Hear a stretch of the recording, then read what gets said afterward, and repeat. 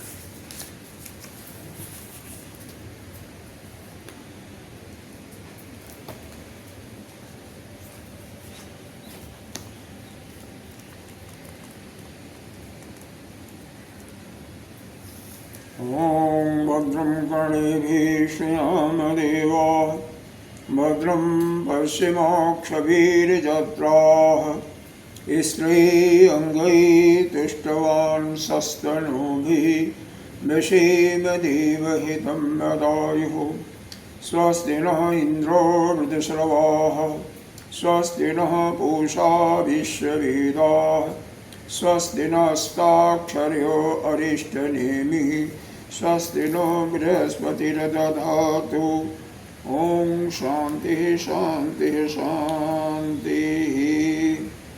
शङ्करं शङ्कराचार्यं केशवं बादरायणं श्रोत्रभाष्यकृतौ वन्दे भगवन्तौ पुनः पुनः। ईश्वरो गुरुरात्मेति मूर्तिभेदविभागिनी व्योमवद्व्यक्तदेहाय दक्षिणामूर्तये नमः। अखण्डमण्डलाकारं व्याप्तं येन चराचरं तदपदं दर्शितं येन तस्मै श्रीगुरवे नमः। अज्ञानतिमिरान्धस्य ज्ञानाञ्जनशलाकया चक्षुरुन्मीलितं येन तस्मै श्रीगुरवे नमः। गुरुर्ब्रह्मा गुरुर्विष्णु गुरुर्देवो महेश्वरः गुरुसाक्षात् परं ब्रह्म तस्मै श्रीगुरवे नमः। त्वमेव माता च पिता त्वमेव बन्धो च सखा त्वमेव वेद्यो द्रविणं त्वमेव सर्वं मम देव। गजाननं भूतगणाधिसेवितं कपित्थजम्बोफलचारुभक्षणम् उमाशतं शोकविनाशकारकं नमामि विघ्नेश्वरपादपङ्कजम्। अनंत श्री विभूषित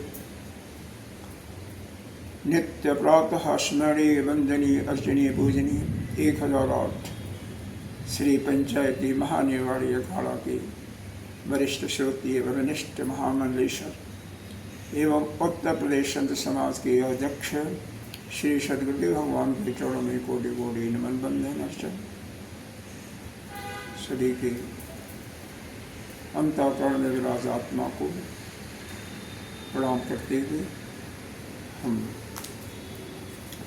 अथर्ववेदी मांडव्योपनिषद के तृतीय प्रकरण की 5वीं कारिका करते हैं। कल तो अष्टमी थी तो वेद का स्वाध्याय नहीं हो पाया था। परसों हम लोग इसका स्वाध्याय किए थे। कुछ भाष्य हुआ था और कुछ भाष्य रह गया था और शेष था, तो उसको हम आज पूरा करेंगे। तो पहले कारिका पढ़ते हैं। यथा एकस्मिन् घटाकाशे रजो भूमादिवि ऊतै न सर्वे प्रवजन्ते ततवत् जीव सुखादिभिः।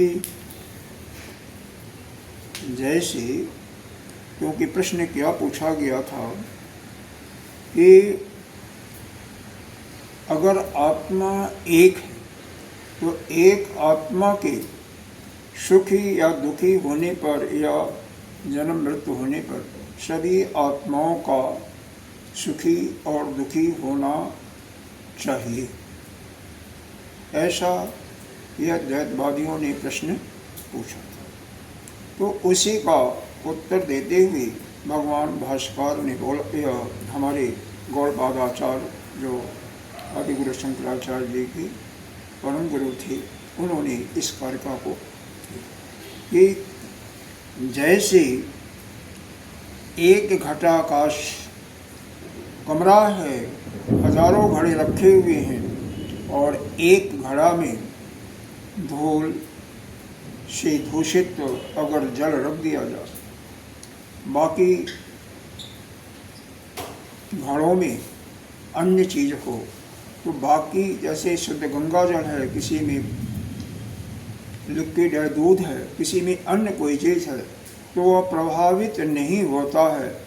उसी प्रकार से अगर एक में एक आत्मा ही है, लेकिन उस आत्मा से, एक ही आत्मा से भी सारे जीव प्रभावित नहीं होते हैं। एक आत्मा को अगर सुखी दुखी होता है, तो जितने भी संघातकरण है, जितने भी जीव हैं, उसके एक से वह सुखी दुखी नहीं होते, क्योंकि सभी का, जैसे यहाँ पर दृष्टांत में देखा गया कि सभी घड़े अलग अलग हैं, यानी सबके अंदर जो है अलग अलग पदार्थ रखा गया है, तो उसका प्रभाव कुछ नहीं पड़ता।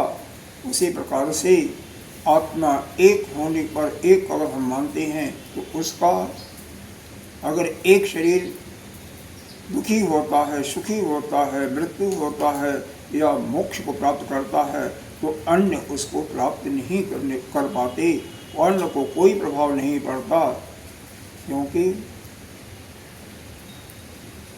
उनका बर्तन, उनका संस्कार, कार्यक्रम संख्या सबका अलग अलग है, एक जैसे नहीं है। घड़े के समान ही जैसे अलग अलग द्रव अलग अलग घड़ों में हैं, उसी प्रकार से एक द्रव यदि धूल या धुएं से प्रभावित होता है, तो बाकी में कोई प्रभाव नहीं पड़ता।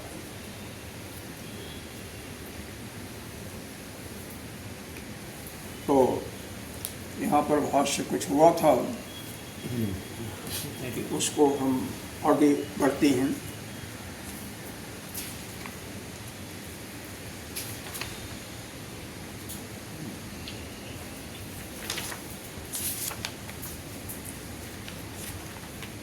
यहाँ तक हुआ था कि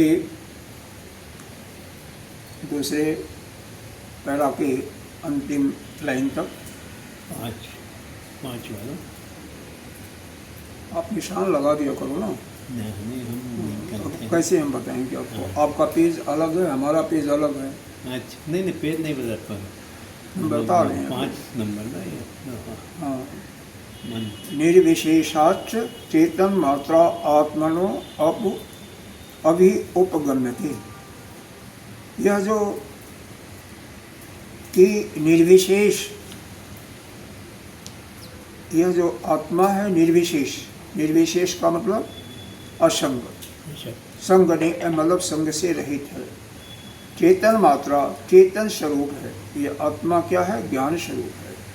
अभुगम्यते, क्योंकि यह चेतन स्वरूप, अरे कल का पढ़ाई बड़ी याद रखती है, उसको निकालो, अनेक निशान लगा दिया करो प्रॉपर, कहाँ से हुआ कहाँ से नहीं।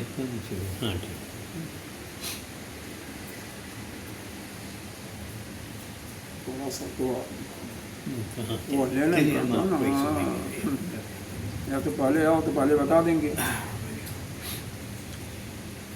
क्योंकि यह निर्विशेष, आत्मा निर्विशेष है, तो चेतन स्वरूप है, असंग है, तो यह सिद्ध हो चुका है। आत्मा अभुगम्यते, अभुगम्यते मतलब इसका होना सिद्ध हो चुका है कि इसमें, इस आत्मा में किसी भी बंध या मोक्ष सांख्यों ने तो माना नहीं, लेकिन आत्मा को निर्विशेष माना है और असंग माना है और चेतन मात्र मानती हैं। इस कारण से अतः पुरुष सत्ता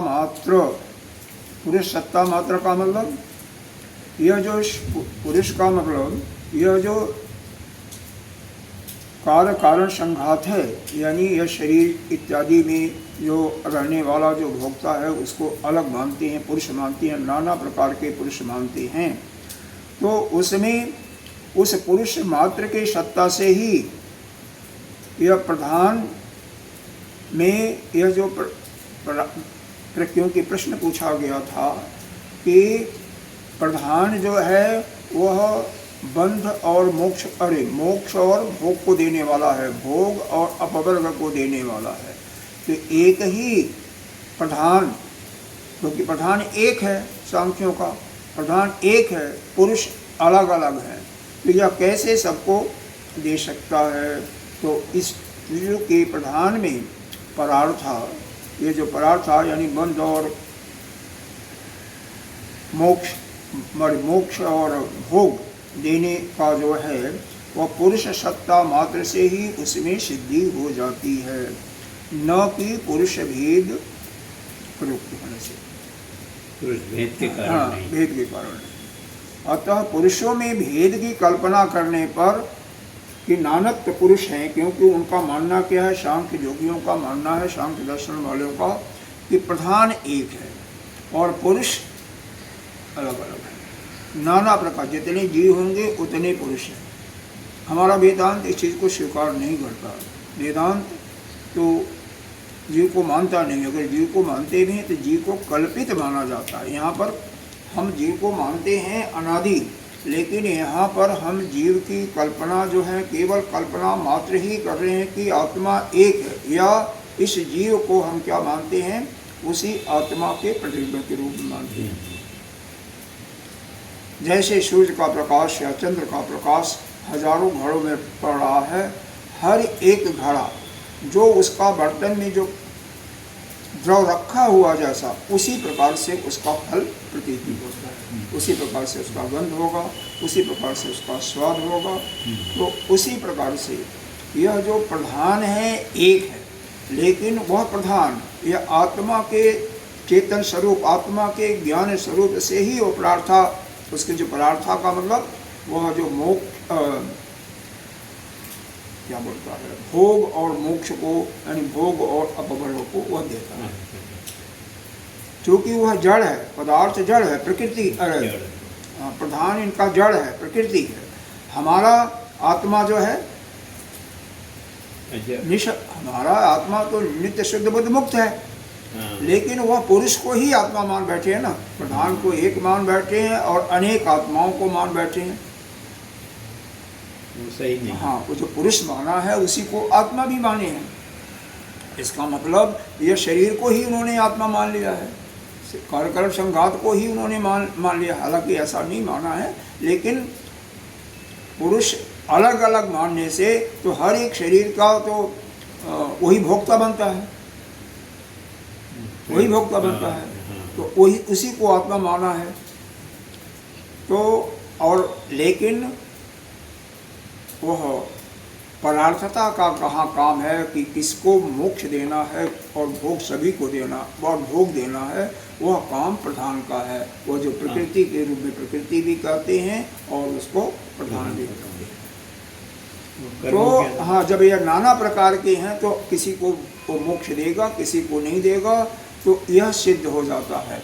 इसका मतलब यह हुआ नानत्व जो पुरुष माना है वो ठीक ही है।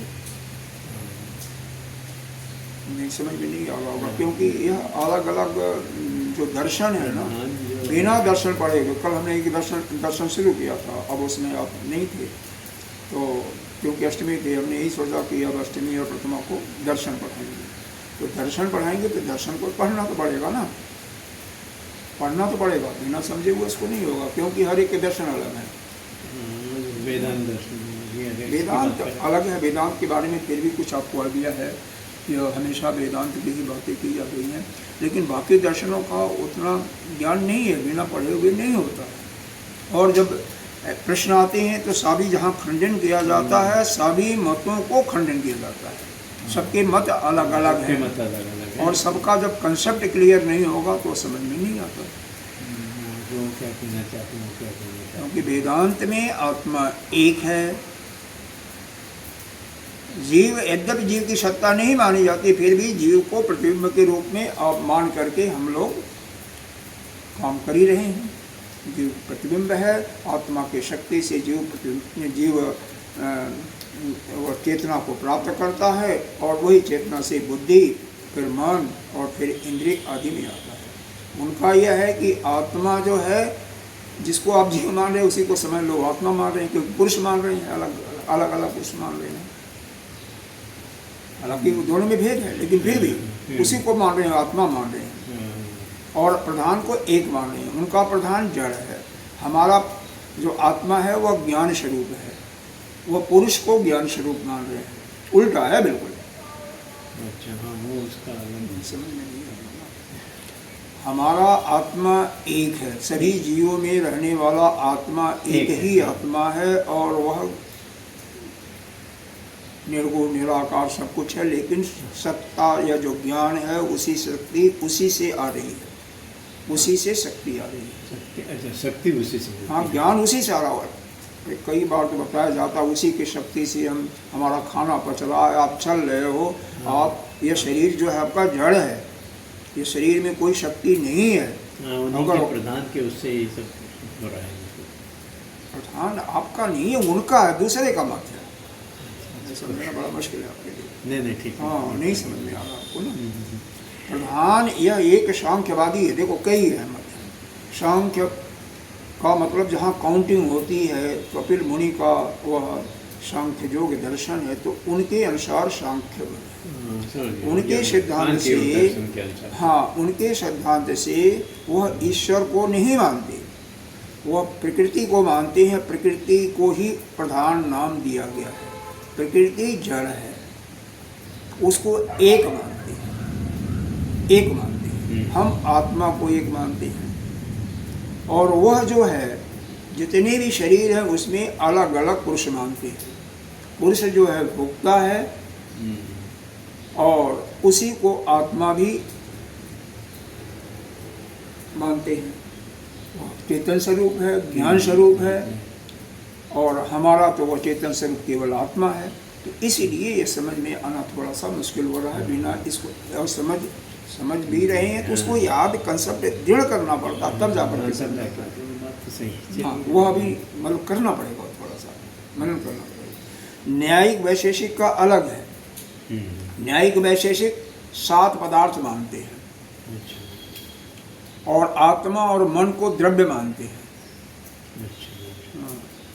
7 पदार्थों में ये बताया था एक बार आप लोगों को, हमें याद कहाँ होगा, चिंतन करेंगे तभी याद होगा ना। कहीं नोट तो करते नहीं, कहीं कुछ नहीं होता। पढ़ाई का मतलब एक विद्यार्थी बनना पड़ता है। हम लोग विद्यार्थी बन करके इसको नोट किए तब जा करके होता है, पढ़ाया गया। हाँ, वैसे नहीं होता है। देखो पदार्थ में द्रव्य, गुण, कर्म, सामान्य, विशेष, समवाय और अभाव, ये 7 पदार्थ। द्रव्य का काम है गुण और क्रिया दोनों इसके साथ युक्त होता है। अब द्रव्य में 9 इसके भेद हैं। क्या हैं? पंचमहाभूत। पंचमहाभूत का मतलब वही आकाश, वायु, अग्नि, जल, पृथ्वी, क्रम से कहिए ना, जिससे शरीर बना है। हाँ, देश, काल, मन और आत्मा, यानी आत्मा को भी और मन को भी उन्होंने यह द्रव्य माना है। द्रव्य मानने का मतलब उसमें गुण भी है और क्रिया भी है। द्रव्य के अंदर गुण और क्रिया से द्रव्य युक्त होता है। यह जब कंसेप्ट आपको याद रहेगा तब इसका यह समावेश बैठेगा। हाँ, दिमाग में बैठेगा, अच्छी तरह से दृढ़ होगा। आत्मा एक है, यह दृढ़ हो गया कि नहीं? मतलब वेदांत सिद्धांत अपनी वेदांत को ही मानना है। अब ये तो चूंकि अन्य मतों का खंडन किया जा रहा है तो इसलिए उसका है, नहीं तो कोई मतलब नहीं था। तो यही यहाँ पर बताया कि सांख्य दर्शन के अनुसार उन्होंने क्या माना, इस आत्मा को निर्विशेष असंग माना। आत्मा वो किसको मानते हैं? पुरुष को ही। वह और उसी के चेतन मात्रा से, उसी के चेतन मात्रा मतलब उसी के ज्ञान के कारण यह जो प्रधान है वह उसका प्रधान का ये जो परार्थ का भावना है वह सिद्ध होता है। परार्थ का मतलब यहाँ पर जो है भोग और वर्ग जो बांटता है, तो प्रारर्थ्य उसका यहाँ पर सिद्ध होता है। अच्छा, क्यों? शक्ति नहीं है, उसको जड़ है, लेकिन आत्मा से पुरुष की शक्ति है, पुरुष का ज्ञान स्वरूप है, तो इसलिए उससे वो चेतन होकर वो करता है। अतः पुरुष सत्ता मात्र प्रकृतमेव प्रधानस्य प्रार्थम सिद्धम। तो इसलिए यह प्रधान का प्रारर्थ का बांटना, प्रारर्थ का देना, अनेकों को, किसी को भोग दिया, किसी को वर्ग दिया, किसी को दोनों दिया, तो यह सिद्ध होता है कि क्यों? वह पुरुष के ज्ञान के कारण, उस आत्मा के ज्ञान के कारण उसी की सत्ता से प्रभावित होकर के, युक्त होकर के वो देता है। न तो पुरुष भेद प्रयुक्तमिति, पुरुष के भेद के कारण से नहीं देता है। यह कि न कि यह मत कहिए कि पुरुष के भेद के कारण से होता है, बल्कि वह इस आत्मा की शक्ति से ही, आत्मा की चैतन्यता से ही, आत्मा के ज्ञान से ही युक्त होकर के वह सारा कार्य करता है। इसके अतिरिक्त आगे आता है अतः का मतलब इसके अलावा पुरुष भेद कल्पनायाम न प्रधानस प्रधान हेतु, पुरुषों में नानत्व की कल्पना करना, अनेक पुरुष का भेद करना, न प्रधानस, यह प्रधान के परार्थ का हेतु नहीं है। यानी यह इसमें शाम के पास इसका कोई मतलब नहीं है कि इसके कारण से ही प्रधान जो है परार्थ का काम करता है, अभोग और कल्पना को बांटता है। इसमें कोई नहीं, इसका कोई हेतु नहीं रह जाता है। और क्या है? न च अन्यत पुरुष भेद कल्पना न, अन्यत माने दूसरे, अन्य पुरुष के भेद की जो कल्पना जो है, मतलब नानत्व जो सांख्यवादी मानते हैं कि नाना प्रकार के पुरुष हैं, जितने जीव हैं उतने पुरुष हैं, तो प्रमाणम अस्य सांख्यानम, इसके लिए सांख्य योगियों का कोई प्रमाण नहीं है। सांख्य योगी जो हैं या सांख्य दर्शन जो है, यह कह रहे हैं कि इनके पास कोई प्रमाण नहीं है कि अनेक पुरुष हैं। ठीक है, तो वो दे नहीं सकते कोई पुरुष, अरे इसको दे नहीं सकते, तो ये पुरुषों की भेद की कल्पना को प्रमाण के सिर्फ, प्रमाण कहाँ माना जाता है? श्रुति में। प्रमाण का मतलब यह है जो कई प्रकार के होते हैं। प्रत्यक्ष है तो प्रत्यक्ष प्रमाण, या अनुमान है, आगम है, तो आगम प्रमाण का मतलब श्रुति, और जो भी सिद्धांत होता है वह श्रुति सम्यक होना चाहिए। किसी एक के अनुभव का वह नहीं लिया था, क्योंकि आपका अनुभव अलग होगा, हमारा अनुभव अलग होगा, उनका अनुभव अलग होगा, तो एक कैसे मानेंगे? जिसका अनुभव श्रुति सम्यक होगा, सम्यक मतलब श्रुति के अनुकूल होगा, जो श्रुति कह रही हैं, श्रुति माता कह रही है, यानी वेद में जो कहा जा रहा है उसी के अनुसार जो होगा कोई तो यही बात करें। पर सत्ता मात्रम एव चैत्य निमित्त कृत स्वयं बद्धते मुच्यते चपदान। अब उनका देखिए, यह केवल आत्मा मात्र से ही उसमें चैतन्यता मिलती है, चेतनता मिलती है स्वयं। और कहते हैं इनके यहाँ क्या सिद्धांत है कि प्रधान ही बंध होता है और मुक्त होता है। प्रधान जोड़ता है। हाँ, प्रधान ही बंध होता है। बंध का मतलब जन्मता है, फिरता है, बंध और मोक्ष, तो मोक्ष को मानते हैं प्रधान को ही। वो स्वयं प्रधान ही बंधता है और वही मुक्त भी होता है उनके दर्शन के अनुसार। अब उनके दर्शन के अनुसार प्रधान अगर मुक्त होता है तो अलग है ना, पुरुष नहीं मुक्त होता है, पुरुष बनता नहीं है, तो फिर यह जीव की मुक्ति कैसे होगी? तो मुश्किल है ना, अलग अलग है, उनका मानना अलग है। क्योंकि जब जीव मुक्त होता तभी तो मानते, एक शरीर का जो भी गति है, अब वो तो जो जड़ है प्रकृति वही कहते हैं बनता है, मुक्त होता है। तो इस सिद्धांत में कमियाँ, लेकिन उसके लिए हमें कुछ नहीं करना है। हम तो यहाँ पर खंडन किसी उनके सिद्धांतों को किया जा रहा है, समझिए ना। जो सिद्धांत जो यहाँ पर टॉपिक पे डिस्कशन में चिंतन में चल रहा है, जिस विषय पर हम लोग चिंतन कर रहे हैं, उसी चिंतन का उनके जो दर्शन है उसका खंडन किया जा रहा है, या दूसरे का दर्शनों का खंडन किया जा रहा है। समझ रहे ना। हमारा सिद्धांत यह है कि एक आत्मा, अगर आत्मा एक है, प्रश्न ही था कि आत्मा एक है तो अगर एक सुखी दुखी होता है तो सभी को सुखी दुखी होना चाहिए, एक मरता है तो सभी को मरना चाहिए, यह प्रश्न था। तो इसी बात को लेकर के डिस्कशन चल रहा है, इसी को सिद्ध करना। हमने क्या दिया, या कार ने क्या दिया, घड़ों का दिया। जैसे 1000 घड़े एक रखे हुए हैं, एक घड़े में जल है, एक में धूल या धुआं आ गया, तो सभी घड़े उससे प्रभावित नहीं होते। उसी प्रकार से आत्मा एक है, लेकिन सभी जो है जीव उससे प्रभावित नहीं होते। जितने कार्यक्रम संघात है सभी प्रभावित नहीं होते हैं। इसका दृष्टांत दिया गया। ठीक है। अब यह जैसे मान लो आपने किया कल, और उसको पढ़ करके आते तो इतना तो कम से कम याद रहता है दृष्टांत क्या है। तो इसीलिए यहाँ पर कोई भी चीज़ है उसका हमें श्रवण करने से लाभ नहीं मिलता है पूरा, जब तक हम उसका चिंतन न करें, मनन न करें और निध्यासन में अपने अनुभव में लाना। मानता हूँ मुश्किल है थोड़ा सा, लेकिन कम से कम मनन करने पर वह तो हमें मालूम रहेगा। वह अपने स्टूडेंट लाइफ को लाएंगे तब जाकर के इसका काम चलेगा, नहीं तो नहीं चलेगा, क्योंकि सब्जेक्ट इतना आसान नहीं है। गीता जी भी तो आसान है फिर भी, लेकिन यहाँ तो टिपिकल आ जाता है, कई बार तो बहुत ही टिपिकल आ जाता है। और देखिए,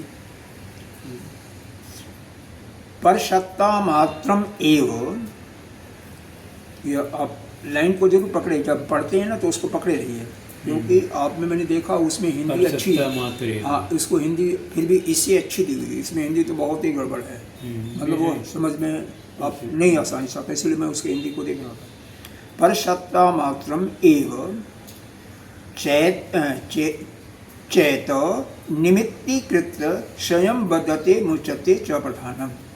यह बता दिया गया इसका अर्थ कि उस आत्मा के सत्ता मात्र से ही, उसके ज्ञान से ही यह आत्मा जो है, अरे प्रधान जो है वो बंद होता है, मुक्त होता है, और वो जो पुरुष है आत्मा वो बंद मुक्त नहीं होता। अब आगे बता रहे हैं, परश्च उपलब्धि मात्र सत्ता स्वरूपेण। परश्च का मतलब होता आत्मा के लिए कहा गया है, उपलब्धि का मतलब ज्ञान, ये अर्थ समझना पड़ेगा। तो उस आत्मा का ज्ञान मात्र से, उसके सत्ता मात्र से ही प्रधान प्रवृत्त हेतु, यह प्रधान जो है वह कार्य में प्रवृत्त होता है, उसका जो है वह जो है क्या, उसका कार्य क्या है, उसका कार्य यही है कि वह क्या बोलता है, भोग और अपवर्ग को बांटता देता है, या बंध और मोक्ष होता है।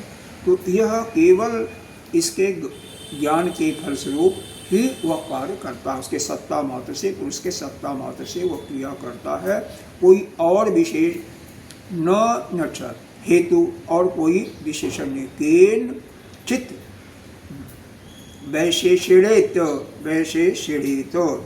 मतलब, और इसका कोई भी और कोई इसमें हेतु नहीं है और कोई विशेष कारण नहीं है। अब इसके बाद कहते हैं, केवल मूढ़त एव पुरुष भेद कल्पना वेदार्थ परित्यागस। वेदार्थ के यानी वेदों में या श्रुति में जो लिखा हुआ है, श्रुति वहाँ जो कह रही हैं, केवल मूढ़ ही जो होते हैं, मूर्ख ही जो हैं, यह अनेकों पुरुष के भेद की कल्पना करते हैं। पुरुष भेद जो है, नानत्व पुरुष की कल्पना केवल, क्योंकि श्रुति के विपरीत है, तो इसलिए केवल मूढ़ जो होता है, अज्ञानी होता, वही इसकी कल्पना करते हैं। एक प्रकार से यह वादियों को गाली दिया जा रहा है। हाँ, अच्छा। जो भी मानता है तो वादियों के लिए हो रहा है, और क्या? हम लोगों के लिए तो नहीं है। हम लोग क्या आएगा तो हम लोग भी उससे पीड़ित हो गए हैं। अरे वो जे तू आहु वैशेषिक आदि। अब दूसरे मत को खंडन कर दे। हाँ। देखो अब वैशेषिक मत को कर दे, जो पदार्थ अभी बताया। अब वैशेषिक मतावलंबियों के अनुसार न्याय और वैशेषिक एक जैसे हैं। तो इनके मत के अनुसार इच्छा आदि आत्मा समवेन इति। इच्छा है, देश है, सुख दुख, जितने भी चीज़ें होती हैं वह आत्मा के साथ उनका समवायी संबंध है। समवायी संबंध का मतलब जैसे दो चीज़ों को मिलते हैं, जैसे घड़ा है, मिट्टी है, यह पट है और तंतु है, मतलब दोनों है, मिल गए तो दोनों साथ साथ रहते हैं, साथ साथ रहते हैं। धागा निकालोगे तो कपड़ा साफ हो जाएगा, पूरा धागा निकाल लो, कपड़ा नाम की कोई चीज़ नहीं रहेगा। घड़े में से मिट्टी निकाल लो तो घड़ा नाम का कोई चीज़ नहीं रहेगा, क्या रहेगा? नहीं रहेगा ना। तो वही कर रहे हैं, यह समवायी संबंध है। हाँ, इनका समवायी संबंध है। इति अपि असत कह रहे हैं, यह तो आप कह रहे हो वो ठीक है, लेकिन ऐसा उनका कहना जो है वह असत है। असत माने मिथ्या है। मिथ्या है। क्यों मिथ्या है उसका बता रहे हैं। क्यों मिथ्या है उसका हेतु देखिए। अस्मृत हेतु नाम, अस्मृति के असाधारण कारण होने से, अस्मृति याददाश्त के कारण होने से, संस्काराणाम अप्रदेशत्वात् अन्य समवाद। इसका मतलब क्या है? इन्हीं के यह जो अप्रदेशत्वात् का मतलब हो जाता है परिच्छिन्नता हो जाती है, ये निर्वय संबंध है, इसको मान लो निर्वय। यह संस्कार मात्र, ये जो संस्कार इत्यादि हैं, संस्कार के साथ में इच्छा द्वेष सभी आ जाएंगे। यह आत्मनस्य संवाद, यह आत्मा के साथ इनका संबंध नहीं हो सकता है। क्यों नहीं हो सकता है? कि आत्मा जो है निर्वय है, आत्मा निर्वय है, और यह सब क्या है? आत्मा नित्य है, निर्वय है, और यह जो इच्छा देश आदि जो हैं यह अव्यय को माना जाता है, और यह अनित्य है, यह हमेशा रहने वाला नहीं है। अब इच्छा क्या होगी? कभी मन में आपकी इच्छा आई और फिर दूसरे समय में इच्छा समाप्त हो गई, वो इच्छा दूसरी इच्छा आ जाएगी। ये तो हमेशा पैदा होते रहते हैं और नष्ट होते रहते हैं। तो अगर ऐसा मान लोगे कि इच्छा देश या संस्कार जितने भी हैं यह भी नित्य हैं, यह भी जो हैं वैसे ही हैं आत्मा जैसे, तो आत्मा भी अनित्य हो जाएगा। भाई इच्छा देश सुख दुख इत्यादि जो हैं यह तो आपके अनित्य हैं। एक बार पैदा होता है, एक बार तुरंत नष्ट हो जाता है, या बाद में नष्ट हो जाएगा कुछ समय के बाद। और आत्मा तो निर्वय है, वो कभी नष्ट नहीं होता। तो आत्मा ऐसा, तो आत्मा भी क्या हो जाएगा? अनित्य भी हो जाएगा, आत्मा का नित्यत्व का अभाव हो जाएगा। ये बात समझ आ रही है ना? अगर यह कहेंगे हम, कोई भी कहता है, हम का मतलब कोई भी कहता है कि संस्कार में जैसे राग देश इच्छा सुख दुख मन इत्यादि, क्योंकि इनको हम अनित्य मानते हैं, क्योंकि ये तो आज है कल नहीं रहेगा, लेकिन आत्मा तो निर्वय है और एक है। तो इन दोनों का संबंध का कोई मतलब, हाँ, इनका कोई मतलब नहीं होता है। यह जो है यह हो ही नहीं सकता है, क्योंकि आत्म मन संजोगाच स्मृति उत्पत्ति। स्मृति की उत्पत्ति कैसे होती है? जब आत्मा का मन के साथ संयोग होता है। आत्मा का, यह सब सांख्यवादियों के अनुसार बताया जा रहा है कि आत्मा का मन का संयोग मात्र से ही, हमारे वेद में अनुसार है, जो चित्त में है या मतलब इच्छाएं हैं, जो संस्कार पड़े हुए वही मन में आते जाते रहते हैं। और उनके अनुसार जब आत्मा और मन दोनों क्या हैं? दोनों द्रव्य हैं, दोनों में गुण है, दोनों में क्रिया, वैशेषिक वालों में। अभी मैंने 9 पदार्थ और द्रव्य के 9 भेद बताए थे, 5 महाभूत और देश काल और आत्मा और मन, ये द्रव्य है। काल आत्मा मन, तीन चीज। पंचमहाभूत में 5 चीजें आ गई हैं। आकाश अभी बताया था, अलग अलग, वायु, अग्नि, जल, पृथ्वी, 5 चीजें आ गई। देश काल 7 हो गया। देश अलग, काल अलग। काल माने समय होता है, देश से अलग है। मन अलग है, 8। आत्मा 9। आत्मा 9 9 हो गया। ये 9 द्रव्य है। हर एक के अंदर पूरा और क्रिया होता है। तो इसको तैयार ही करना पड़ेगा, तभी तो आगे जाएंगे। कहीं आएगा तो फिर उसको ध्यान देना पड़ेगा ना। याद रहेगा तो तब ध्यान आएगा, नहीं तो नहीं आएगा। तो अब यहाँ पर यह हुआ कि आत्मा मन के संयोग से ही, आत्मा न मन संयोग स्मृति उत्पत्ति, आत्मा और मन के संयोग से ये स्मृति उत्पन्न होती है। अगर ऐसा मान लिया तो क्या होगा? अस्मृत नियम अनुपत्ति, अस्मृति का जो नियम है वह उत्पन्न नहीं हो सकेगी, यानी उसका जो नियम है वह बेकार जाएगा। क्योंकि स्मृति का सिद्धांत क्या है? अब उसको पहले उसको देखना पड़ेगा, स्मृति का सिद्धांत क्या है। क्योंकि अगर दोनों ऐसा होता है तो आगे जो समस्या आई रही, पहले उनको देखो। जुगपदा सर्वस्य मृत्यु उत्पत्ति प्रसंग, सभी जितने नहीं, स्मृति होगा। सर्व स्मृति उत्पत्ति प्रसंग कह रहे हैं। अगर ऐसा होगा तो एक जुगपद का मतलब होता है एक साथ। जुगपद का मतलब एक साथ, माने तो समझे तभी तो आएगा ना। तो सभी स्मृतियों का उत्पन्न हो जाएंगे, एक ही साथ सारी इच्छाएं उत्पन्न हो जाएंगी। ऐसा प्रसंग आ जाएगा। क्यों आ जाएगा? कि आत्मा मन के साथ संयोग किया, तो जो भी आत्मा में रहेगा, क्योंकि इच्छा द्वेष भी आप कर रहे हो उसी के अंदर है, तो मन के संयोग से एक नहीं होगा, बल्कि सारी स्मृतियाँ जो हैं वो एक साथ आ जाएंगी। इसका ये दोष आ जाएगा, क्योंकि अस्मृति नियम अनुपत्ति, स्मृति का नियम नहीं रह पाएगा। उसके नियम के हम अलग जा रहे हैं ना।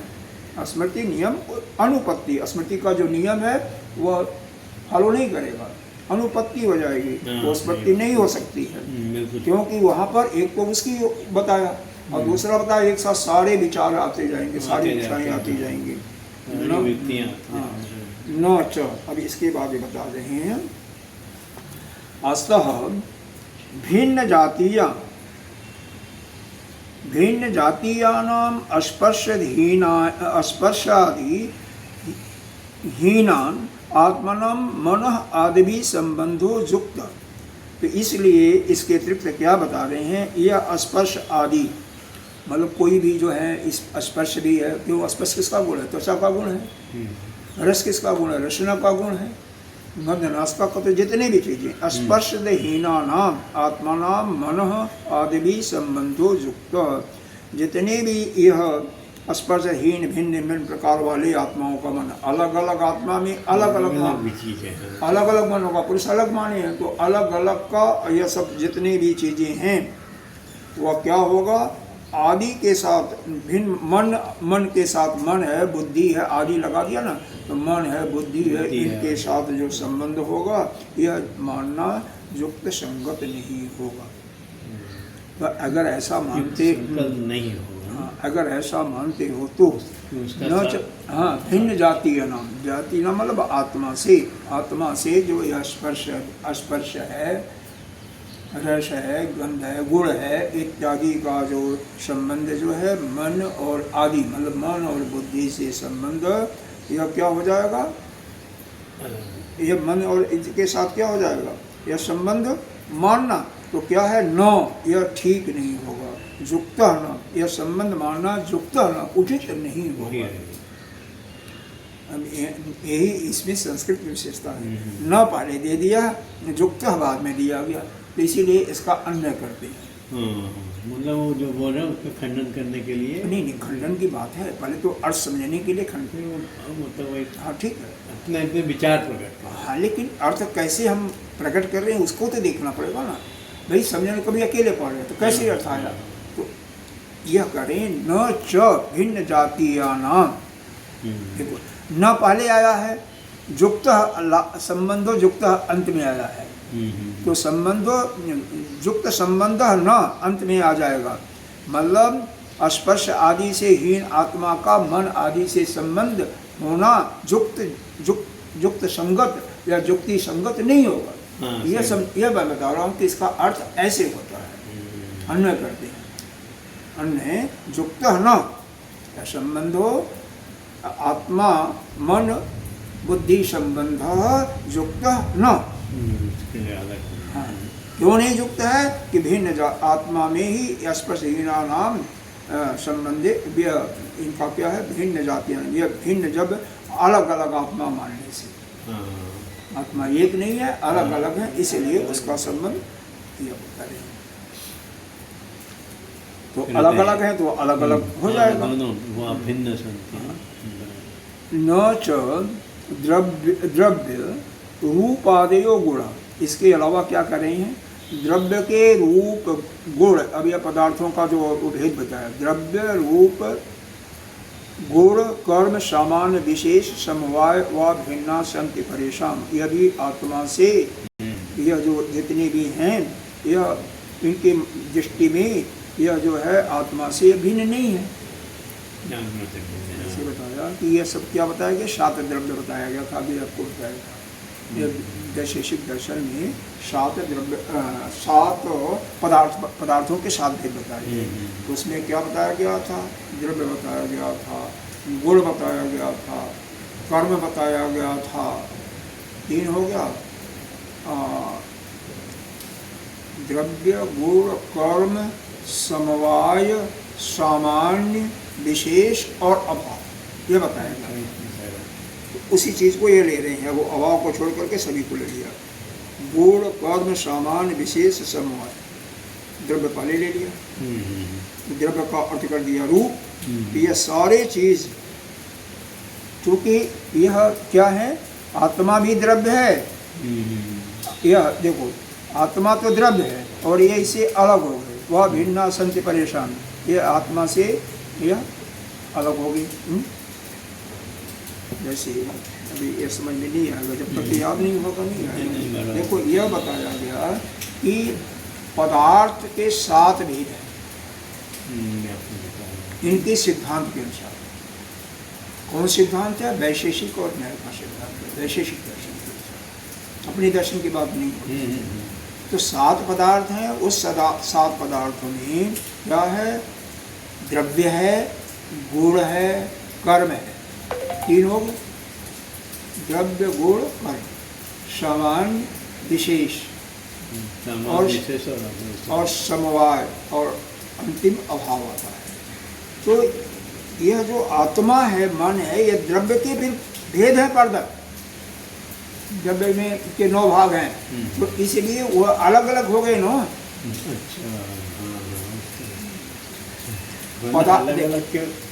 जैसे मान लो यह कमरा है, अब इसका वह खिड़की है, वह खिड़की है, यह खिड़की बता दिया गया। यदि ये 4 हो गए ना, 4 5 6 हो जाएंगे, 1 2 3 4 5 6 या 7 हो गए, इसको ले वो 10 हो जाएगा, 8 हो गया ना। तो यही बताया गया कि पदार्थ के या 8 भेद है। अब मान लो उस ये जो रसोई वाले खिड़की में जाएंगे तो वहाँ पर फिर आपके 8-9 चीजें आएंगे। तो आत्मा जो है उस खिड़की के अंदर है। द्रव्य का पाठ बताया गया ना, द्रव्य 9 प्रकार के हैं, पहले पदार्थ 7 प्रकार का बताया गया।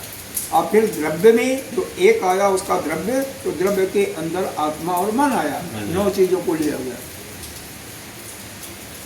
अगर यहाँ पर नहीं आएगा तब नहीं आएगा समझ, इसीलिए थोड़ा सा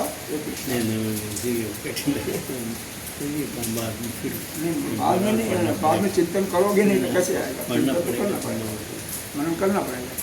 और किताब ले नहीं जाते तो फिर मनन कैसे होगा, तो भूल जाएगा।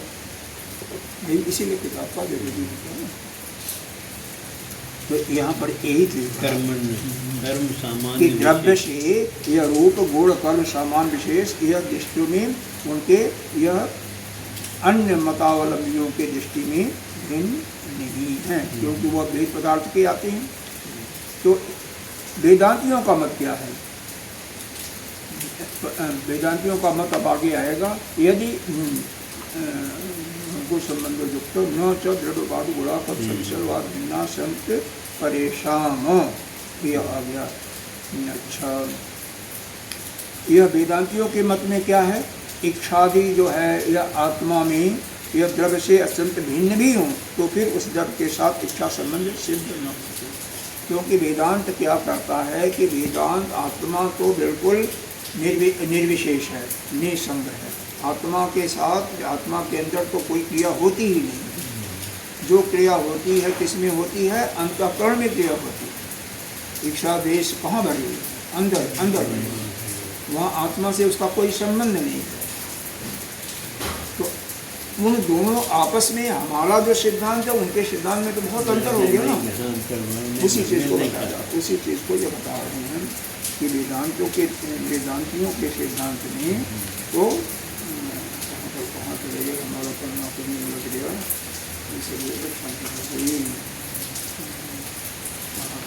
चला गया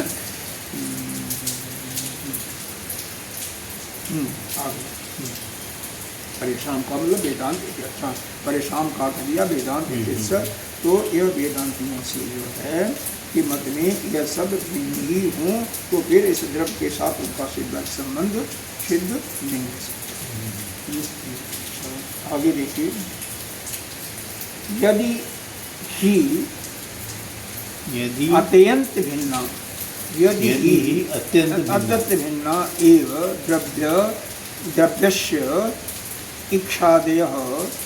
इच्छादयस्य आत्मनः तथा सति द्रव्येण तेषां संबंधनान अनुपत्ति। यदि यह कहिए यहाँ पर यह कर रहे हैं,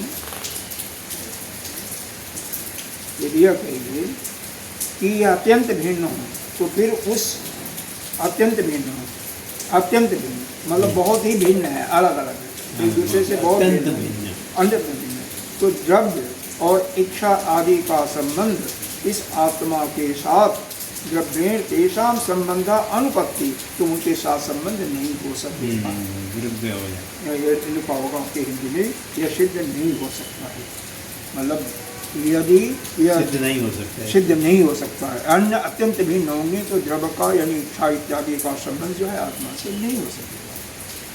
अयुत सिद्धानाम यह इनका एक न्यायिक वालों का एक सिद्धांत है। अयुत सिद्धानाम, अयुत सिद्धि का मतलब इनका होता है कार्य कारण और एक साथ रहती है, कार्य और कर्म, क्योंकि कोई भी कार्य कारण से उत्पन्न होता है। जैसे कार्य कारण नहीं बल्कि कारक कहिए, जैसे जल का पृथ्वी का कारक क्या है? जल है, जल से पृथ्वी उत्पन्न होती है। तो जल और पृथ्वी साथ साथ होती है, यानी पृथ्वी में जल का अंश होता है। जैसे घड़ा है तो घड़ा में मिट्टी है, लेकिन मिट्टी अलग नहीं, ये किस मिट्टी उसका कारक है, मिट्टी से बना, मिट्टी से वो कारक बना। तो वह कार्य हो गया घड़ा, मिट्टी हो गया कारक, तो दोनों साथ साथ रहते हैं, ठीक है ना। अगर घड़ा को फोड़ दिया तो मिट्टी भी, तो सब कुछ मिट्टी हो गया, नहीं रहेगा। तो अयुत सिद्धाना, तो इसी कह रहे हैं कि और सिद्धि को लिए न्यायिक वालों का लिए तो समवाय लक्षणों, तो समवाय का जो लक्षण है, समवाय का जो संबंध होता है, समवाय का संबंध क्या होता है? दो अगर समान वाले पदार्थ हैं, दोनों समवाय हैं या असमवाय हैं, तो दोनों एक साथ जुड़ गए, एक साथ जुड़ गए तो क्या हो जाएगा? एक गुण है, एक धर्म के हैं, तो दोनों में समवाय संबंध हो जाएगा। इसीलिए दोनों भी उसमें भी साथ साथ रहते हैं नष्ट होने के पहले, तो इसलिए इसमें कोई विरोध नहीं है। समझ कि मतलब यह कहा जा रहा है।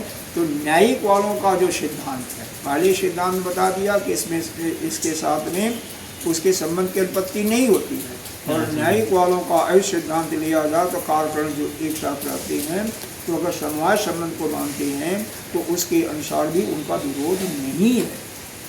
न विरोधम इति चेत, कोई विरोध नहीं होता है, क्योंकि कार्यकरण तो एक साथ रहते ही हैं, जैसे घड़ा और यह हुआ या पट और तंतु।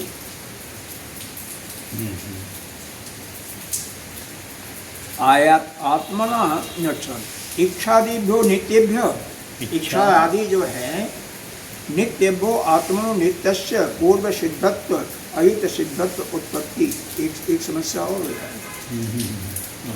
हाँ, इसमें क्या हो जाएगा कि यह संबंध अगर नित्य माना जाए, इच्छा आदि जो नित्य, जैसे आत्मा नित्य है तो इच्छा आदि भी नित्य हो जाएगी। भाई दोनों से जोड़ रहा है ना, तो वो भी नित्य हो जाएगा। तो उससे नित्य से पूर्व सिद्धायाम अयुत सिद्धि उत्पत्ति, तो उसके विरुद्ध हो गया। अच्छा और चलिए लगता है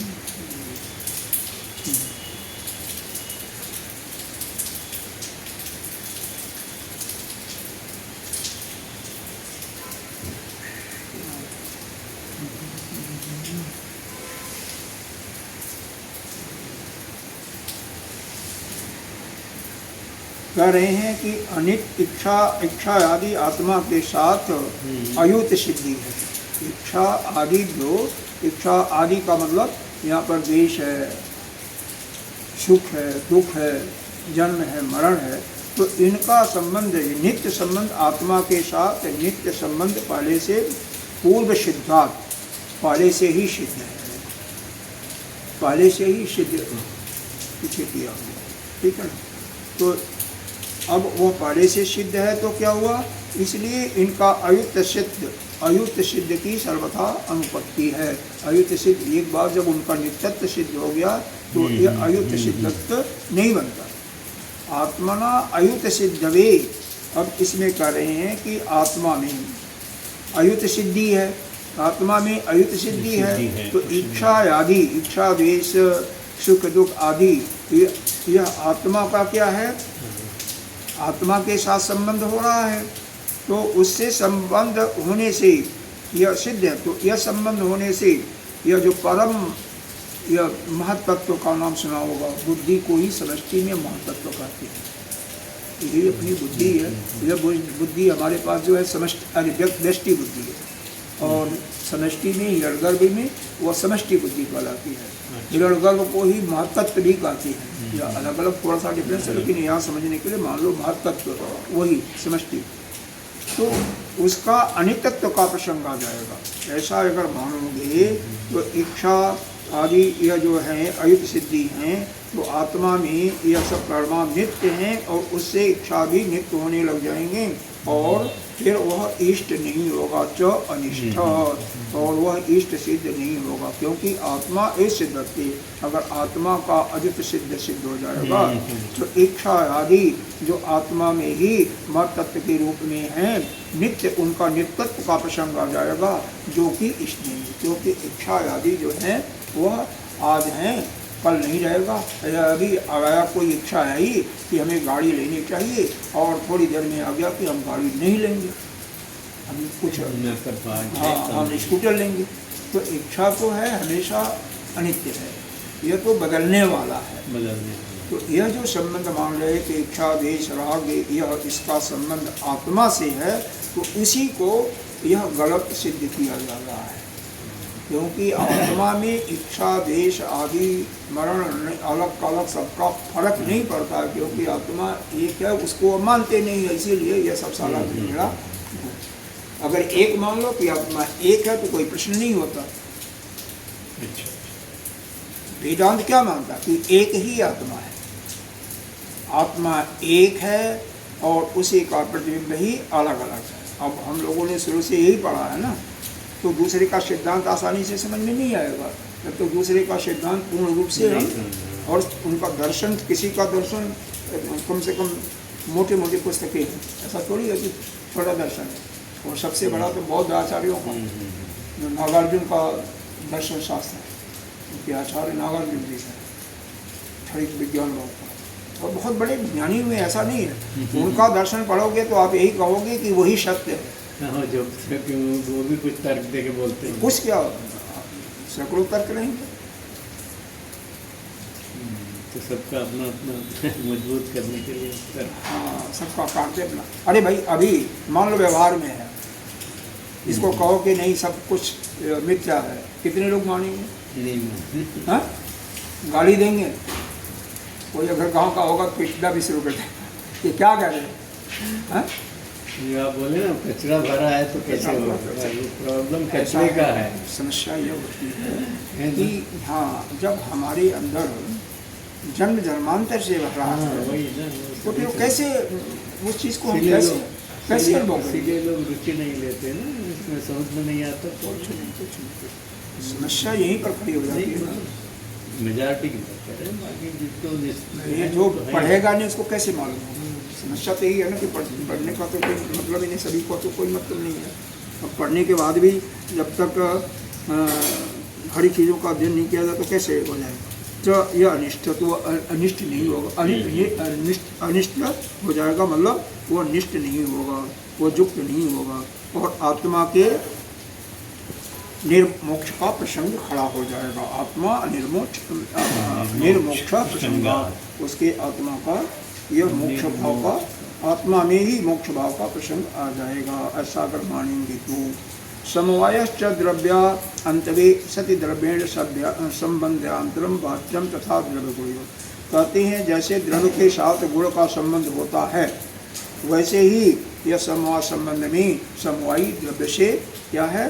भिन्न है। अगर द्रव्य से भिन्न है, समवाय द्रव्य अंतवे, यदि इसको हम अन्य है तो द्रव्य के संबंध मानने में उसमें अन्य की मानना, अन्य संबंध का मानना उचित होगा। यह संबंध नहीं होगा बल्कि अन्य संबंध मानना उचित होगा। द्रव्य गुणयो समयायो नित्य संबंध इति, जैसे नित्य संबंध का अर्थ यहाँ पर दिया एक कारणे समवास संबद्धता निषेधत्तम एव कार्यस्य, मतलब ऐसा है कि जैसे एक कोई संबंध है पहले से किसी का और दूसरे के साथ संबंध हो रहा है तो अन्य के साथ वो संबंध नित्य संबंध एक न वाच्यम, यह नित्य संबंध ऐसा संवाद संबंध में रहता है। ऐसे ही द्रव्य से भिन्न संवाद संबंध को भी किसी न किसी संबंध से कराना चाहिए। अन्यत्र पृथकत्व यदि कहिए कि यह नित्य स्वरूप नहीं है तो अब यहाँ पर देखिए, यहाँ पर कुछ प्रसंग ये अलग कर रहे हैं। अत्यंत पृथकत्व च द्रव्यादि नाम, मतलब द्रव्यादि को परस्पर अत्यंत भिन्न मानने वाले, जैसे स्पर्श है और अस्पर्श है। जैसे स्पर्श किसी को स्पर्श, कुछ ऐसे चीज़ें होती हैं जैसे जल, पृथ्वी, अग्नि, वायु, इसको आप स्पर्श कर सकते हो, लेकिन उसी में कुछ ऐसी चीज़ें हैं, आकाश को आप स्पर्श नहीं कर सकते, नहीं कर सकते हो। आकाश को नहीं स्पर्श कर सकते, कैसे कर सकते हो? ये तो कॉमन सेंस की बात है। पृथ्वी, जल, हाँ, नहीं मिट्टी आएगा, आकाश, अग्नि सब। तो इसी लिए कह रहा है कि स्पर्श और अस्पर्श द्रव्य, यह दोनों द्रव्य अलग अलग हैं। स्पर्श और द्रव्य दोनों, अस्पर्श दोनों चीजें लेना, स्पर्शवत और अस्पर्श, एक तो स्पर्श होने वाले और अस्पर्श देवी खष्टार्थ अनुपत्ति। तो अगर ऐसा कहिएगा तो क्या होगा? यहाँ पर क्या हो जाएगा? इसके कारण से क्या होता? इनकी पृथकता नहीं सिद्ध होगी। अत्यंत पृथकत्व, अगर अत्यंत पृथकत्व है, अत्यंत अलग हैं, यह है ना, अत्यंत पृथकत्व द्रव्य आदि नाम, यह द्रव्य आदि जो एक दूसरे से अत्यंत पृथक होंगे, ऐसे बिल्कुल अलग अलग हैं, बिल्कुल भिन्न हैं, अत्यंत भिन्न मानोगे तो जैसे अस्पर्शवान और अस्पर्श, जो स्पर्श शून्य समझ लीजिए, स्पर्श शून्य समझ लीजिए उसको, तो इन द्रव्यों में परस्पर कोई संबंध नहीं होता। तो अस्पर्श, इनमें क्या संबंध होगा? मान लो आकाश में और पृथ्वी में क्या संबंध होगा? कोई संबंध नहीं होगा। वही कर रहे हैं पृथ्वी, संबंध कैसे होगा? नहीं, मतलब नहीं होगा ना। कि हो वही कर रहे हैं ना कि जैसे पृथ्वी जो को जो चीज़ें स्पर्श हो रही हैं, मान लो आप ले लो कुछ, ये ले लो, एक पुस्तक स्पर्श की जा रही है, ठीक है ना, और कोई ऐसा है, अब आकाश है, मान लो इस कुबड़ापन को, तो इसके अंदर का आकाश है, इसका और उसका संबंध कैसे होगा? उसी चीज़ को जो स्पर्श की होने वाली चीज़ें हैं और जो बिना स्पर्श होने वाली चीज़ें, दोनों में कोई संबंध नहीं हो सकता है उसका। इसलिए इच्छा उपजन, क्योंकि इच्छा आदि जो है उत्पत्ति होती है और नाश होता है। अच्छा, दोनों उत्पन्न होगा तो नाश होगा ही इसमें ना। समझने में क्या है? इच्छा उत्पन्न होती है, वृत्ति आई और वृत्ति नष्ट हो जाती है, हाँ वो तो समझ में आ रहा है। बस वही कर रहे हैं। इच्छा की उत्पत्ति होती है, नष्ट होती है, बोलते च आत्मनो नित्य अनित्य प्रसंग। ऐसा क्योंकि इच्छा आदि का आप समवायी संबंध किससे कर रहे हो? आत्मा से कर रहे हो। तो इच्छा आदि अनित्य हुआ, कभी उत्पन्न हुआ कभी अंत हो गया, तो आत्मा भी ऐसे ही होने लगेगा ना। अच्छा, अगर उसको उसके जैसा मानोगे तो आत्मा भी क्या होगा? वो भी नष्ट होने वाला होगा, अनित्य हो जाएगा। उसी चीज़ को कहते हैं देह फलादि साव्यतत्व विकृतत्व च देहादिवत इति दोष परिहार्थो। और कह रहे हैं इसका देह फलादि के समान आत्मा को अगर सब वह विकारी मानोगे, जैसे शरीर है तो शरीर का फल क्या है? कारण मान लो, इंद्रिय मान लो, तो द्रव्य या कर्म मान लो, तो यह देह और फलादि के समान आत्मा को और सअवयव मानोगे, क्योंकि देह में कई हिस्से हैं। सअवयव का मतलब कई हिस्से हैं, जैसे इसमें है कई हिस्से हो गए, अच्छा, हाँ, इतने इतने अलग है। मान लो कोई अध्याय अलग कर दिया तो ये अलग हो गया, अलग हो गया ना। और तो वही कह रहे हैं कि देह और फल के समान आत्मा को अगर सअवयव मानोगे और विकारी मानोगे, विक्रय है ना, विक्रय एक शब्द आया है, विकृतत्वात्, उसमें आया होगा। और कैसे है? देह आदि के समान, तो क्या हो जाएगा? यह ऐसा यदि आप मानोगे तो दोनों का दोष का परिहार नहीं हो सकता है, अपरिहार्य। दोषाव अपरिहार्य है, बीच में अ है, तो वह अपरिहार्य हो जाएगा, यानी उसका दोष का हम निराकरण नहीं कर सकते हैं। जैसे आकाश का हम जैसे दिया कि आकाश आकाशात अविद्या आरोपित, जो मान लो अविद्या के कारण, अज्ञान के कारण धुआं और धूलि से आकाश जो है गंदा हो गया। तो तथा आत्मा, जैसे गंदा नहीं होता ना, धुआं और धूल कर दो तो आकाश गंदा नहीं होता, उसी प्रकार से यह आत्मा जो है अविद्या से आरोपित, जो भी आरोपित इसमें हैं, इसमें क्या आरोपित हैं? अविद्या से, अविद्या से आरोपित यही है, मन है, बुद्धि जो है, कल्पी चीजें हैं, इनके ही कारण जो है सुख दुख आदि दोष इस आत्मा पर दिखाई देते हैं। और उसके कारण से क्या होता है? ऐसा मानोगे तो सुख दुखादि दोषत्ते बंध मोक्ष व्यवहारिका न विरुद्धते, यह व्यवहारिक हो जाएगा, बंधन और मोक्ष व्यवहारिक हो जाएगा, मतलब ये नित्य नहीं रह जाएगा। यह भी क्या होगा? जैसे व्यवहारिक कल्पना करते हैं ऐसा ही हो जाएगा। सुखादि दोष है उसी प्रकार से है, तो इसमें कोई विरोध नहीं, ऐसा मानोगे तो कोई विरोध नहीं होगा। सर्वादि भी अविद्याकृत व्यवहारम अपुगम परमार्थ न अभुगम च, मतलब इसका यह हुआ, यह परमार्थिक ऐसा नहीं है। सर्व आत्मा में मनुष्यत्व जितने भी धर्म कल्पित हैं, लौकिक व्यवहार में भी वह सभी कल्पित माने जाते हैं, व्यवहार में भी सब कल्पित माने जाते हैं। अगर इस बात को मान लो तो क्या हो जाएगा? तो कोई भेद की कल्पना नहीं रहेगी। अगर यह मान लो कि यह जितना भी व्यवहार हम कर रहे हैं सब कल्पित हैं, तो कोई भेद नहीं रहेगा हमारे और तुम्हारे में। इसका मतलब ये जो वादी तर्क कर रहे हैं उनका तर्क करना ठीक नहीं है, सीधा बात है। अपने मत को सिद्ध कर रहे हैं इसलिए सारा तर्क दे रहे हैं। अगर आपका मत अलग होगा, आप अपने मत को सिद्ध करोगे तो दूसरे मत को खंडन कर दो, सीधी है। आगे का कार्यक्रम हम कर देखेंगे। पूर्णस्य उच्यते पूर्णस्य पूर्णमादाय पूर्णमेवावशिष्यते। ओम शांति शांति।